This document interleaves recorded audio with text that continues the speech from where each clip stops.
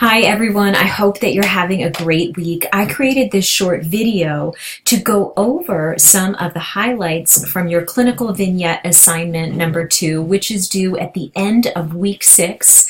So that's week 6 on Sunday by 11:59 Eastern Standard Time. So this clinical vignette 2 is worth 20% of your final grade. And overall, you did an impressive job on your clinical vignette number 1, and I expect that you'll do well on clinical vignette number 2. Now, as always, if you have any specific questions, don't hesitate to reach out to me via email, especially if you're doing a case study. It's okay. Many of our students do not have actual clients that they're working with now or have worked with in the past, so it's not an expectation or a requirement. But typically, if you're using a case study and you're brand new to the social work field, you may have some more questions, and that's why I'm here, is to help answer those questions for you. So the first thing that you want to do is you want to remember that you're going to be using that clinical vignette 1 as a base or a shell for this assignment. So what you want to do is you want to begin this vignette number 2 with a new diagnostic assessment. So in total, this paper will be no more than 15 pages long. That doesn't include the title page and the reference page. I understand that we're asking you to combine a lot of information. So if you go over the page count by 2 or 3 pages, I'm not going to be deducting any points for that. I realize this is a lot of information to condense here. So again, the first thing that you want to do is to do that reassessment. So you want to make sure that you're reassessing your client using the DSM-5 for substance-related and addictive, as well as trauma and stressor-related and anxiety disorders. So you want to make sure that you're further assessing the person for depressive disorders, bipolar disorder, and psychotic disorder. So diagnoses outside of these categories may be considered following the same diagnostic process. You want to make sure that you pay real close attention to the grading rubric. So again, you are going to be reassessing the person. Now, if this is an actual client that you're working with, you may notice changes from week to week. If this is a composite or case study, you're going to have to embellish or make up some detail related to that. Another very important part of this assignment is that you want to make sure that you're including at least 3 references for this paper. So websites, the DSM-5, and our textbooks do not qualify as one of the 3. So you want to make sure that you're looking for outside journal articles. The Widener Library is a fantastic resource. So you want to make sure, again, that you're including 5 outside peer-reviewed journal articles for the purpose of this assignment. So these resources should help you make these diagnostic decisions related to the client's presenting problems and psychosocial factors. So you want to make sure that you're also referencing the DSM-5 in addition to the 3. So that's really a total of 4 references altogether minimum. So again, paying real close attention to this rubric, you want to make sure that you're including the introduction. So that will likely remain the same, explaining your role and content with the client, or context that you're working with the client. So you want to really explain your role and function. If you feel as if you're really going over the page numbers, you can always condense or shorten these pieces. For some of you, I made real specific comments and feedback that I wanted to see you take a deeper dive or offer more detail in some of these sections. So you definitely make sure that you want to do that if I left you specific feedback in those annotated feedback bubbles on your paper. If not, it's perfectly okay to just condense this section or eliminate some of your sentences, shorten them so you can condense the size of the paper. So again, for the data sources, you're going to be including who was interviewed, what documents you reviewed. So that includes a chart. That includes any information that you might have received from a referral source or an electronic medical record, from family members that you might have interviewed that came to the session with the client. So you really want to focus on what is the source of the referral. So again, just like you did in clinical vignette number 1, you want to include the identifying information, the presenting problem, and the chief complaint. You remember with the chief complaint that it's really important that you put the client's own words in quotation marks. So that's a really essential social work skill, an important thing to document once you get out there in the clinical field. So want to make sure that you're doing that now. If you're working with a case study, it's not an actual client, that will be something that you need to embellish. So you would imagine as if the client said something, and you want to make sure that you put that in quotation marks. So again, you want to review the history of the presenting problem, describing in detail the history and the context of the problem situation, just as you did for the first clinical vignette, providing any updates as they may be necessary. Again, you're summarizing the psychosocial history, just like you did in the first one, paying attention to background, supports, as well as your view.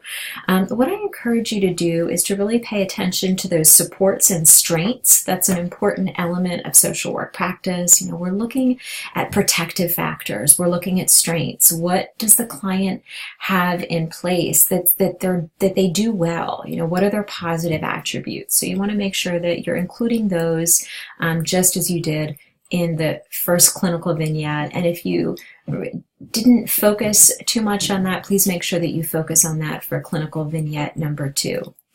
So now we're moving into the second part, which will be all new. So this is the part 2, which you want to include in addition to part 1. So as I said before, it's that diagnostic assessment. So using the DSM-5, you're reassessing for substance-related and addictive, trauma and stressor-related disorders, as well as anxiety disorders. You want to make sure that you're further assessing for depressive, bipolar, and psychotic disorders, and as applicable, other disorders in the DSM-5 that may apply to your particular client. So again, you want to list out those behavioral manifestations, the signs, the symptoms, and the risk factors. You're making a list separating out those behavioral manifestations, the signs and the symptoms, and risk factors that could lead to the behavioral manifestations, signs, symptoms of the DSM-5 diagnoses. You also want to make sure that you're including the provisional diagnoses, the DSM-5 criteria, the differential diagnoses. Again, you're ruling out the diagnoses as well as providing a working diagnosis. And you want to make sure that you give a really good rationale for your working diagnosis here, using the DSM-5 terminology and citing specific behavioral manifestations, signs, and symptoms that your client is exhibiting. So now for this summary section, that should be 2 pages in length. I want to make sure that you, just for the sake of organization, sometimes it's easy just to copy and paste A through F, so you're making sure that you're responding to all of these questions. I don't want to see you lose points, so again, you want to make sure that you're addressing all of these items A through F. So for the first one, you want to discuss your struggles with using behavioral manifestations, signs, and symptoms for the DSM-5 criteria. So what was challenging for you about this particular assignment? What was difficult? What do you feel like you need to get more practice with?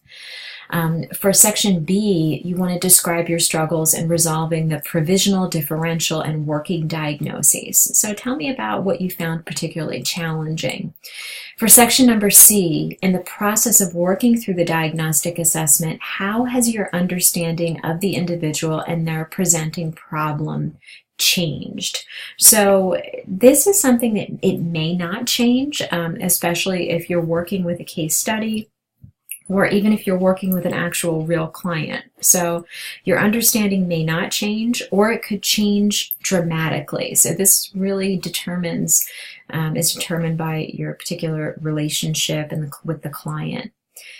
For part D, how has your view of the person's original diagnosis changed? So again, this is something that could remain static. It could remain unchanged, or it could change significantly. So if you are doing a case study, This could be something that you could make up or embellish. You're remembering that if you're struggling with that, reach out to me and I can help you work through it, based on the case study and the character that you're working through. For Part E, based on your diagnostic assessment, how has your approach to working with this person changed? So, based on what you've learned by taking this deeper dive into the DSM-5, I'd like you to tell me a little bit about how it's deepened your knowledge, deepened your ability to be able to build rapport with this person, and approach them in a way that really helps them overcome the obstacles that they're facing. So F, this is a really important one. Lots of times students will forget to address this, so please remember to add this. I want you to address your counter-transference feelings toward the client. So you're remembering that transference, those are those feelings that a client may project onto us. So many times in a clinical relationship, clients will see us as a parental figure, perhaps as a mother or a father, early caregiver, or a teacher, and they'll project some of those attributes onto us. Now, countertransference is how we respond to the transference or the projection. So again, if this is a case study, you'll have to use your imagination and imagine how this countertransference may take place. So an example of countertransference would be, let's say that you are working with a client, let's say that you're a mother of a teenager and you're working with a client that comes in and is rolling their eyes at you and really resistant to your ideas, resistant to engaging and developing rapport, sits there with their arms crossed. And this particular client may remind you of your own child that's going through that developmental stage. So your countertransference feelings may include feeling annoyed or frustrated. So it's really important to begin to pay attention to these countertransference feelings so we can meet people and see them as they really are, not as, projections of people in our own life, past clients, things like that. So I'd like to see you spend some time really addressing those countertransference feelings. So again, as I said earlier, you must be including 3 references for this paper. Again, those are preferably peer-reviewed scholarly journal articles, so you can look those up based on your working diagnosis. That would be a great thing to do. And these resources should really assist you in making diagnostic decisions related to the client's presenting problems and psychosocial factors. So again, this is a 15-page page limit here. So again, you can go over 2 to 3 pages. I'm not going to be taking off points if you go over 2 to 3 pages. I realize, again, lots of material to condense here. So again, this is APA style. So you want to use formatting, proper formatting, 1-inch margins, double-spaced, 12-point New Times Roman font. You want to make sure that you're using a title page, appropriate headings, as well as in-text citations. Most important thing you want to pay attention to is if you are utilizing direct quotes, you want to make sure you use the paragraph and or the page number there, and make sure that your reference page is following APA format. So I hope this is helpful. It gives you a little bit more detail. I know it's a lot of information. These papers are really supposed to be challenging and to get you to think. I did not create this particular assignment. It was created by another professor. However, I think it's wonderful, and it's an excellent clinical tool that really helps you delve into the DSM-5. That said, it's not meant to be easy. So if you feel like you're struggling with it, if you feel like you have to go back and reread it, that is a sign of good, positive learning. So as always, if you have questions, don't hesitate to reach out. I look forward to reading your work and hope that you have a great evening or day.